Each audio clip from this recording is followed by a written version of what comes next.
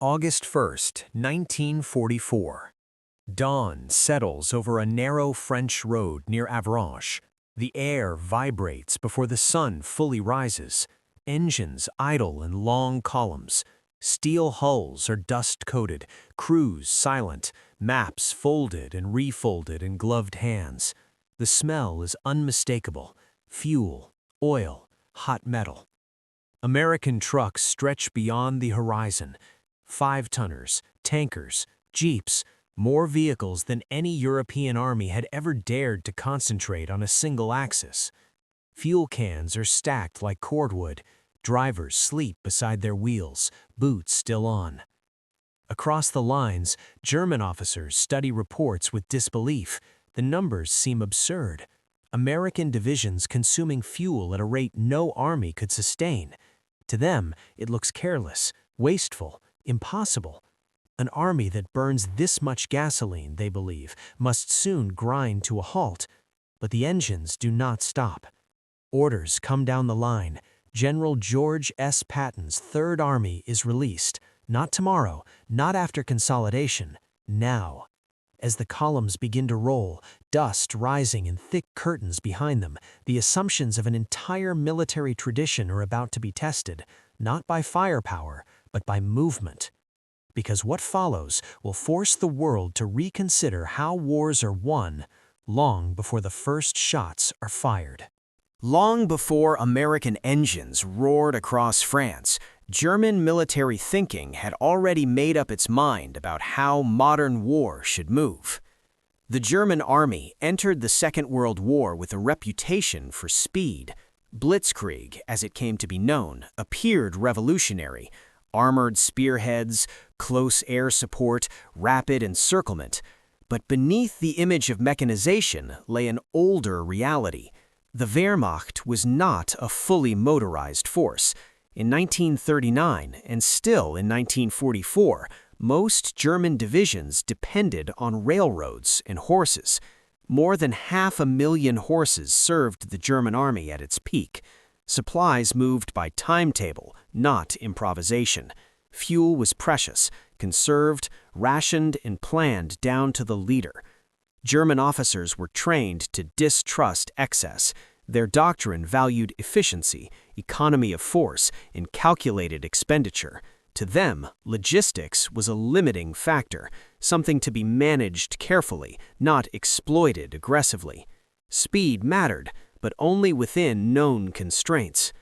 When German observers looked across the Atlantic in the late 1930s, they saw something different. American military exercises featured endless trucks, sprawling depots, and what appeared to be casual fuel consumption.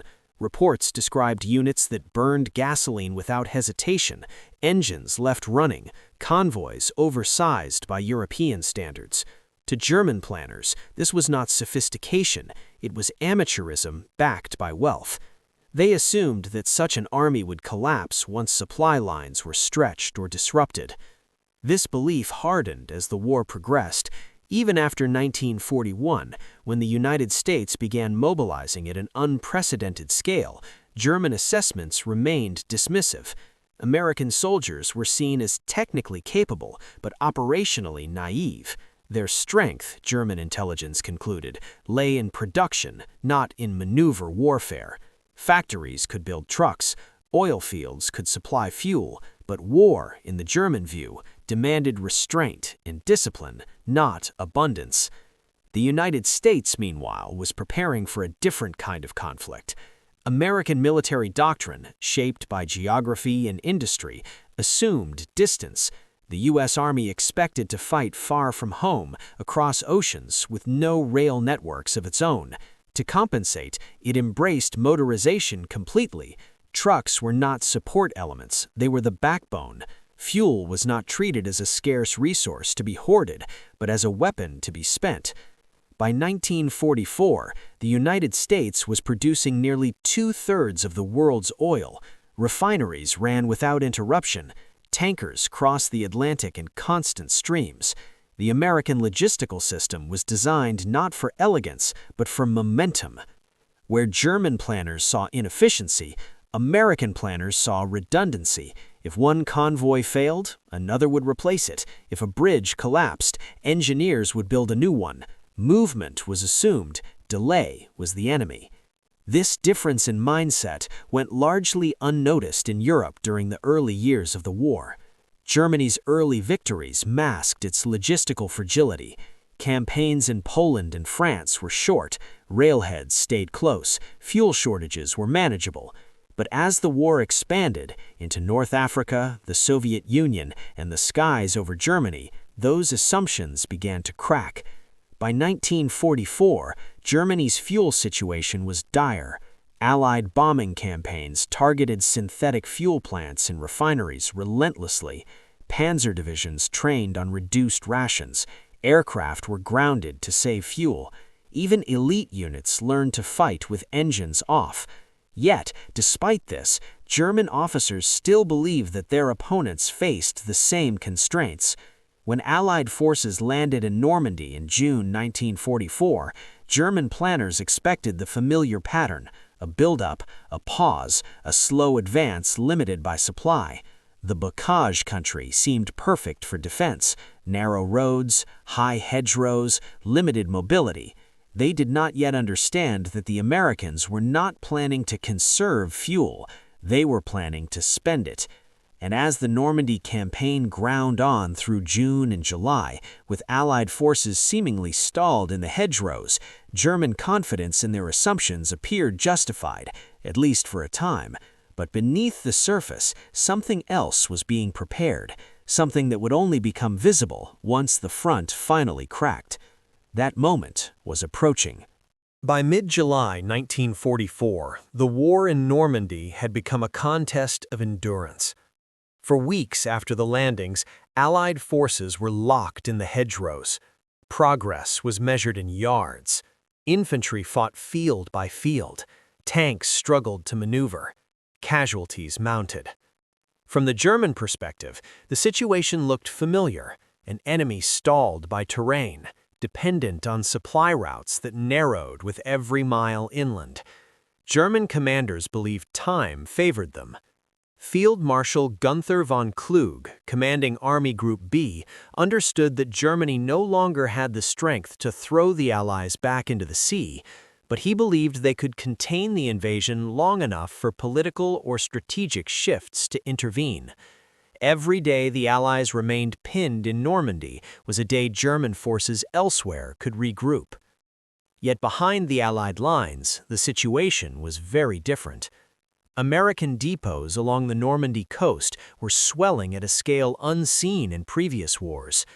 Artificial harbors at Mulberry funneled supplies ashore. Fuel pipelines were laid beneath the English Channel, Operation Pluto, pumping gasoline directly from Britain to France. By July, millions of gallons were already flowing. The bottleneck was not supply, it was space. The terrain of Normandy prevented the Allies from exploiting their logistical advantage. Trucks queued with nowhere to go, fuel piled up unused. For an army designed around movement, immobility was a temporary but dangerous frustration. General Omar Bradley, commanding the U.S. First Army, understood this imbalance could not last. If the front broke open, the American logistical system would not merely support an advance, it would accelerate it. The plan to create that break was Operation Cobra. On July 25, 1944, Allied bombers saturated a narrow sector of the German front west of Saint-Lô. The bombing was devastating, though imperfect. Some bombs fell short. American units suffered casualties, but the effect on German defenses was decisive. Units already stretched thin were shattered. Communications collapsed, command cohesion disintegrated. Within days, the German line began to crack. What followed was not yet the great dash across France, but it was the opening of a door German planners had believed could remain closed. American forces surged through the weakened sector, exploiting gaps before German reserves could respond. It was at this moment that a long-prepared force was finally brought forward. On August 1, 1944, the U.S. Third Army was activated under the command of Lieutenant General George S. Patton, Jr. Until then, Patton had existed in German intelligence assessments as a threat without substance, a commander known more for rhetoric than results, deliberately kept out of Normandy to mislead German planners during the invasion. Now, he was given an army. Patton inherited a force positioned precisely where the German front was collapsing, near Avranches, the gateway between Normandy and the open plains of France. To the south and west lay terrain suited not to defense, but to speed. German commanders did not immediately grasp the danger. They assumed that the Americans, like any army, would pause to consolidate, that fuel, already being consumed at alarming rates, would limit further advance, that railheads would need to catch up, that command structures would slow movement. They were wrong on every count. Patton did not intend to wait for perfect conditions. His doctrine emphasized continuous pressure. Units would advance as far as fuel allowed, then refuel on the move. Repairs would happen at night. Supplies would follow columns, not precede them. This was not improvisation. It was the logical expression of an army built around mobility and abundance. As German units struggled to reorient, American armored columns began to fan outward from the breach. Some drove west toward Brittany, others turned east, threatening the German rear. Maps that had once seemed theoretical suddenly became irrelevant. The front was no longer a line, it was dissolving. German intelligence reports arriving in early August struggled to make sense of what was happening. Distances covered in a single day exceeded pre-war estimates for entire operations. Fuel usage, once mocked, now appeared to be enabling something German doctrine had never planned to counter. The assumption that American excess would lead to exhaustion was about to collide with reality. Because once Patton's army began to move freely, fuel would no longer be a weakness. It would become the engine of collapse. The moment of acceleration was at hand, and with it, a reckoning that German commanders would not be able to reverse. For the American Army in 1944, logistics was no longer a background function. It was an active instrument of war. The most visible symbol of this was the truck, hundreds of thousands of them, standardized, reliable, simple to repair. American industry produced vehicles faster than they could be destroyed. Where German logistics depended on railheads and fixed schedules, American supply moved on wheels, unconstrained by timetables. Fuel followed the same logic. Gasoline was not stockpiled cautiously behind the lines, it flowed forward continuously. Pipelines were laid within days of territory being secured. Tanker trucks moved day and night. Drivers operated in shifts, headlights dimmed, engines never fully cooling. This system allowed Patton to think differently. Instead of planning advances around supply limits, he planned supply around advances. Units were encouraged to move until they physically could not go farther. When they stopped, fuel would arrive. The most famous expression of this mindset would soon be known as the Red Ball Express, an emergency supply network that ran almost exclusively on roads, manned largely by African American drivers, operating under relentless pressure. It was inefficient by German standards. Trucks ran half-empty, routes overlapped, wear was extreme. But it worked. German doctrine had no answer for an enemy that accepted waste in exchange for speed. Their countermeasures, rail disruption, fuel interdiction, were irrelevant when supply moved dynamically and redundantly. Destroying one convoy meant nothing when 5 more followed. Logistics had become tempo, and tempo was becoming decisive. American vehicles were not superior in armor or firepower, but they were built to last. Sherman tanks, often criticized for vulnerability, had one advantage that mattered now: range. They could travel farther between refueling than German panzers, operating on limited reserves. Maintenance crews were trained to keep vehicles running under brutal conditions. Spare parts were plentiful. Entire engines could be swapped in hours. German tanks, by contrast, were mechanically complex and fuel-hungry. Breakdowns were frequent. Recovery vehicles lacked fuel to retrieve damaged armor. Abandoned machines became common sights along French roads. Technology did not fail Germany. Its context did. An army that could not move could not fight. Behind every mile advanced stood exhausted men. American truck drivers slept in ditches, ate cold rations, and drove until their hands blistered. Mechanics worked through the night under blackout conditions. Staff officers tracked fuel consumption by the hour. These men were rarely celebrated, but without them, Patton's advance would have ended in days. German intelligence underestimated them completely, viewing logistics personnel as secondary soldiers. They were wrong, because it was these men, anonymous, overworked, relentless, who turned gasoline into momentum, and momentum into victory. And as the road network of France filled with American vehicles pushing deeper each day, German commanders began to realize that what they were witnessing was not a temporary surge, it was a system revealing its true power. From German headquarters, the situation unfolding in August 1944 appeared unreal. Daily situation maps had always assumed limits, maximum distances an army could advance before supply forced a halt. Those assumptions no longer held.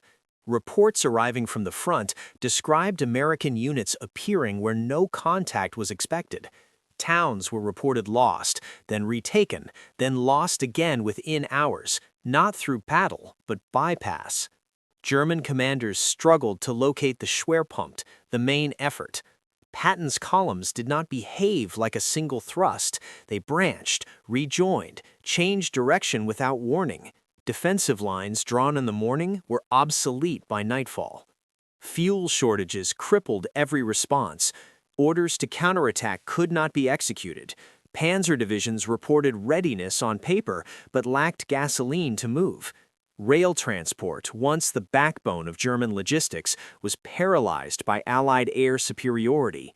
Trains that did move were targeted relentlessly. German officers who had once mocked American fuel usage now found themselves unable to use what little fuel they had. Engines were reserved for emergencies that came too late. Vehicles were camouflaged, immobilized, waiting for an opportunity that never arrived.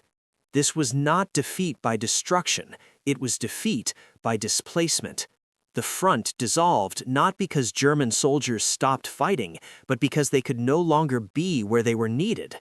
At the center of this movement stood George S. Patton, Jr., a commander whose instincts aligned perfectly with the American logistical system. Patton believed speed created its own protection. He discouraged halts. He accepted risk. His orders emphasized initiative over synchronization. Subordinate commanders were given broad objectives and expected to exploit opportunities without waiting for permission. This approach would have failed without fuel, but with it, Patton's philosophy became lethal. German leadership operated differently. Orders flowed downward. Deviations required approval. Commanders waited for clarity in a situation that offered none. As communications failed and units became isolated, decision-making slowed further. Patton's headquarters moved constantly, staying close to the front. German headquarters remained static, dependent on reports that arrived too late to matter. The contrast was stark. One system thrived on motion, the other depended on control. As August progressed, it became clear that the Germans were no longer reacting to American moves, they were chasing their shadows. Every attempt to stabilize the situation lagged behind the reality on the ground. And as Patton's armored spearheads raced eastward, closing distances German planners believed could not be crossed so quickly, the moment approached when this imbalance would become irreversible. The turning point was no longer theoretical. It was unfolding, mile by mile, on the roads of France. August 1944 did not begin with a single dramatic explosion or a decisive battle. It began with movement. At Avranches, the narrow corridor between Normandy and open France, American engineers worked under constant pressure. Bridges were reinforced, Roads widened. Traffic control units directed columns without pause. What had once been a bottleneck became a floodgate. On August 3rd, Patton's Third Army surged through. Armor, infantry, artillery, supply trucks, entire divisions flowed south and east in continuous streams. The speed shocked even Allied commanders. Units advanced 40, sometimes 50 miles a day. Maps printed only weeks earlier became outdated before they could be unfolded. German defenses in the sector were thin, but that alone does not explain what followed. The decisive factor was that German commanders could not predict where to fight. Patton did not aim directly at strong points, he bypassed them. Towns that expected a frontal assault were left isolated, surrounded by empty roads and fading engine noise. Resistance was rendered irrelevant by absence. Fuel consumption soared. Third Army burned through gasoline at rates that would have paralyzed any European force, thousands of tons per day. Convoys stretched from Normandy to the front, operating continuously. When supplies lagged, Patton diverted units not to rest, but to alternate objectives where momentum could be maintained. German units attempting to redeploy found themselves trapped by distance. Orders issued in the morning assumed positions that no longer existed by evening. A panzer regiment assigned to block a crossing arrived to find American tanks already gone, 20 miles beyond. Communications collapsed under the strain. Telephone lines were cut. Radio networks were overloaded. Luftwaffe reconnaissance was nearly absent, grounded by fuel shortages and Allied air dominance. By August 7th, German command recognized the danger.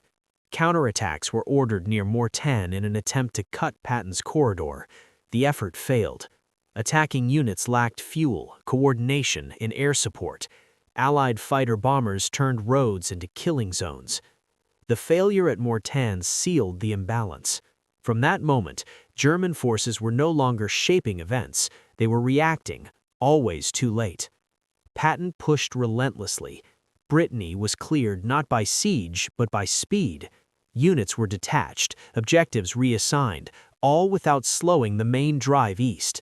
The operational tempo increased even as German resistance fragmented. Fuel, once mocked as excess, now dictated reality. American units could choose when and where to fight. German units could not choose at all. The decisive change had occurred. The question was no longer whether the Germans could stop Patton, it was how much of their army could escape before the trap closed. And as the noose tightened across northern France, the consequences of this imbalance moved toward a point from which there would be no recovery. By mid-August 1944, the German front in France was no longer a line. It was a series of disconnected movements, all heading east. The collapse was not sudden, but it was accelerating. As Patton's Third Army drove deeper into France, British and Canadian forces pushed south from Caen, while American units pressed from the west. German Army Group B found itself squeezed into a narrowing pocket around Falaise. Orders to withdraw came late. Orders to counterattack came later. Many units received both on the same day. Fuel decided which orders could be obeyed. German columns attempting to retreat discovered their vehicles abandoned along roadsides, empty tanks glinting in the sun. Horse-drawn wagons clogged narrow routes. Artillery was destroyed by its own crews to prevent capture. Tanks were scuttled, not because they were damaged, but because they could not move. Inside the Falaise pocket, chaos became routine. Allied aircraft dominated the skies. Roads were choked with men, vehicles, and equipment. Movement was possible only at night, and even then, fuel shortages dictated brutal choices.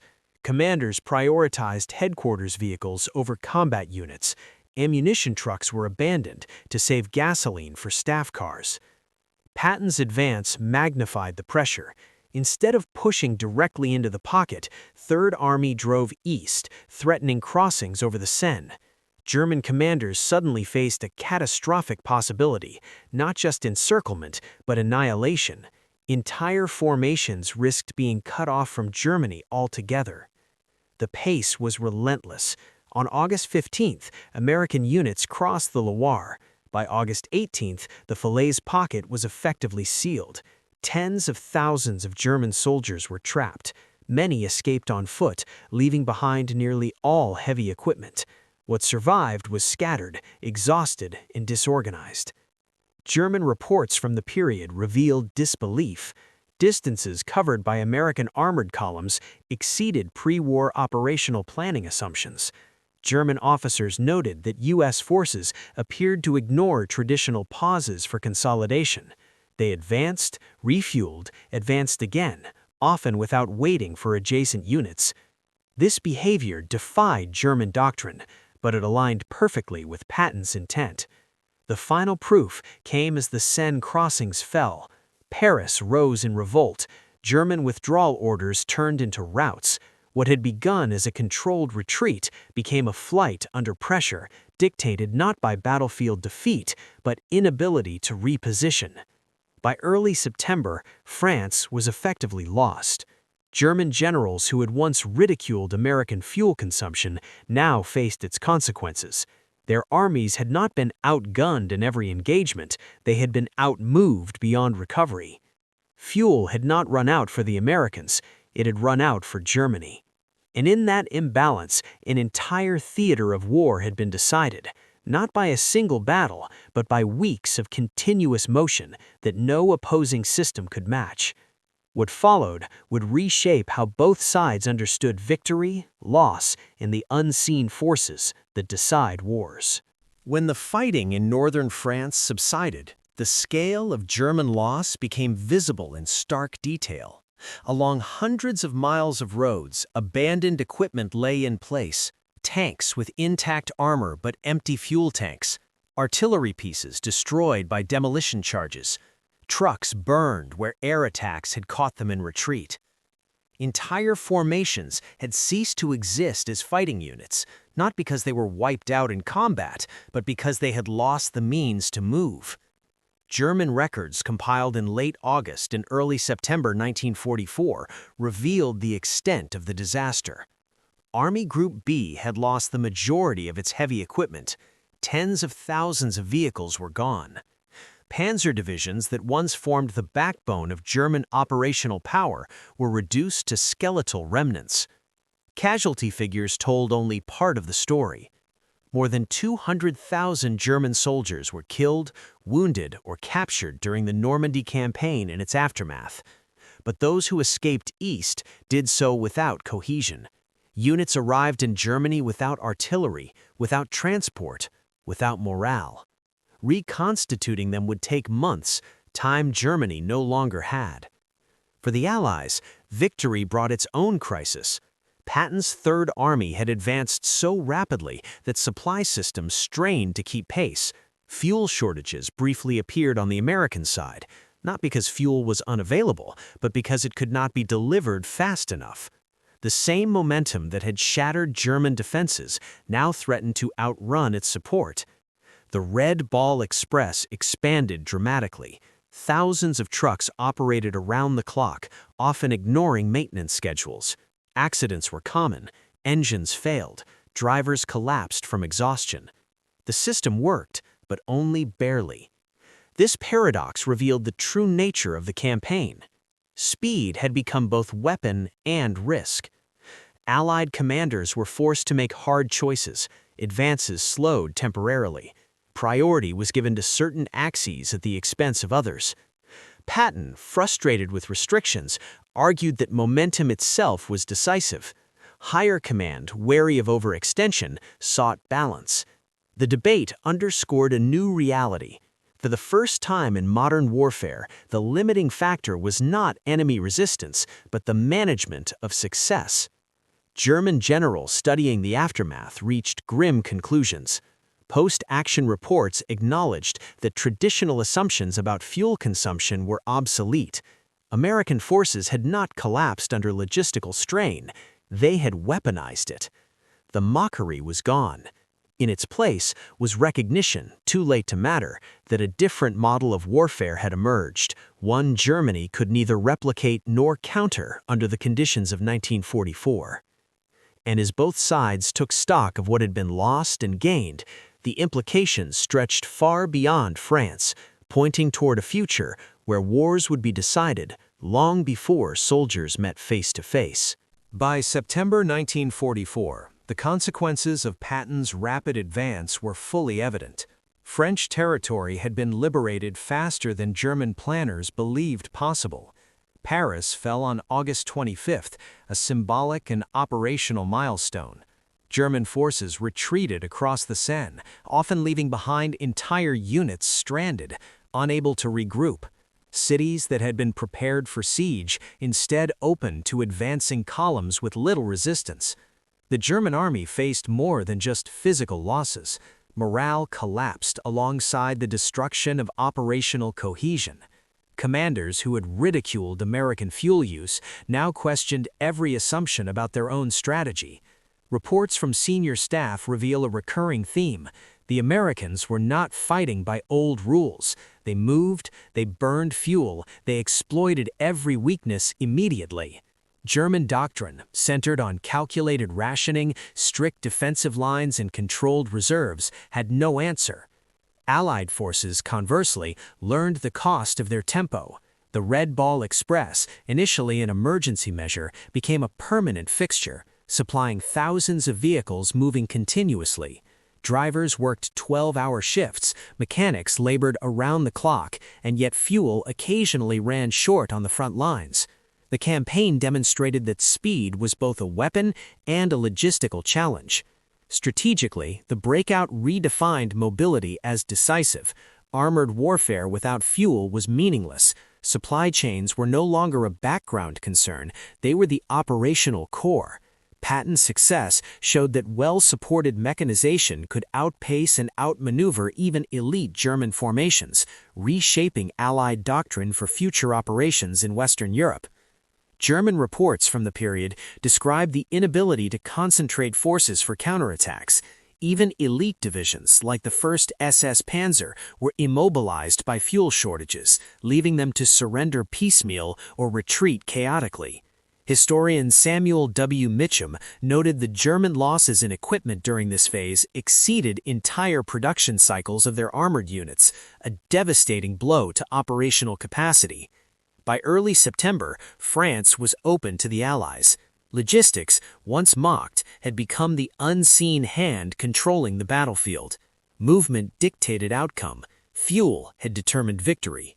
The stage was set for the next phase of the war, the push into Germany itself. Lessons about speed, mobility, and logistical superiority would influence not only operations in Europe, but the broader understanding of mechanized warfare for decades to come. Patton's dash across France revealed a truth that would redefine modern warfare. Speed is meaningless without fuel, but fuel is nothing without vision. The Third Army moved not because it faced superior numbers or firepower, but because it had the means and the mindset to exploit every advantage. Gasoline, once mocked as indulgent excess by German generals, had become a weapon of extraordinary precision, flowing through roads, pipelines, and trucks, translating into miles gained, positions seized, and enemy formations shattered. The campaign underscored a broader lesson about war itself. Victory is rarely achieved solely through courage or technology. It is achieved when logistics, leadership, and strategy converge. Patton's ability to harness his army's mechanized mobility turned supply into tempo, and tempo into irreversible collapse. German commanders, shackled by doctrine and scarcity, learned that even the most disciplined formations are powerless if they cannot move where they are needed. Beyond the battlefield, the events of August and September 1944 became a symbol of industrial and human coordination. Tens of thousands of drivers, mechanics, and planners, largely invisible in history books, enabled a feat of operational art. Their exhaustion, ingenuity, and relentless pace remind us that wars are won not just in combat, but in the quiet, uncelebrated hours that keep the army moving. In the end, the story of Patton and France is not only a tale of tanks and gasoline, it is a meditation on momentum, on the power of movement to overturn expectation, and on how the unglamorous mechanics of supply can determine the fate of nations. The generals who once laughed at American fuel would never forget the lesson. In war, energy, both human and mechanical, is the most decisive weapon of all.